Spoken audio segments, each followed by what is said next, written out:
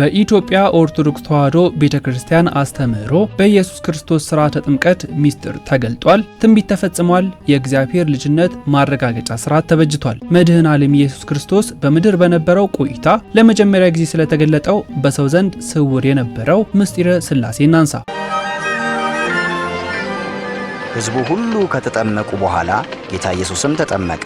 መንፈስ ቅዱስም በርግብ አምሳል በእርሱ ላይ ወረደ። መጥምቀ መለኮት ቅዱስ ዮሐንስ ስለ ክርስቶስ ይሰብክ ነበር፣ ያስተምር ነበር። እኔ በውሃ አጠምቃችኋለሁ፣ ከኔ በኋላ የሚመጣው መንሹ በእጁ የሆነ በእሳት ያጠምቃችኋል። ይሄ አሁን የረቀቀ ነገር ነው። እንዴት ነው ሰው በእሳት የሚጠመቀው? እንዴት ነውና ይሄንን የረቀቀ ምስጢር ያየንበት ነው። ይቀጥልና እንዲህ ያለ ያስተማረ ቅዱስ ዮሐንስ ልክ ክርስቶስን ሲያየው በዮሐንስ ወንጌል ምዕራፍ 1 ቁጥር 34 ላይ ያልኳችሁ የእግዚአብሔር በግ ይሄ እርሱ ነው አላቸው።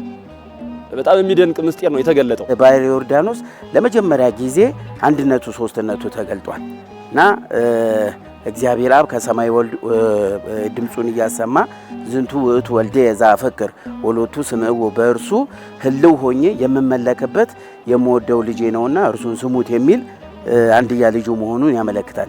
ሁለተኛ ደግሞ መንፈስ ቅዱስ በርግብ አምሳል ቅዱስ ዮሐንስ በዮሐንስ ወንጌል በምዕራፍ 1:29 ላይ ነዋ በግዑ ለእግዚአብሔር ዘያትት ኃጢአተ ዓለም የዓለምን ኃጢአት የሚያስወግድ የእግዚአብሔር በግ ብሎ በታላቅ ቃል ጮኋልና ዓለም ከኃጢአት ነፃ መሆኗን በኢየሱስ ክርስቶስ መድረቁን መጥፋቱን የሚያመለክት ነው። በርግብ አምሳል መውረዱ ማለት ነው። ከተወለደባት ቤተልሔም ወደ ቀደመ ዙፋኑ ወደ ሰማይ በክብር በምስጋና እስካረገባት ዕለት ኢየሱስ ክርስቶስ በአንድም በሌላ ሲያስተምር ቆይቷል። በቃል በምሳሌና በተግባር ሥርዓተ ጥምቀቱን ልዩ የሚያደርገውም ይኸው ነው። አምላካችን ኢየሱስ ክርስቶስ ስለ ትሕትና እንደውም ዮሐንስ ምንድነው ያለው?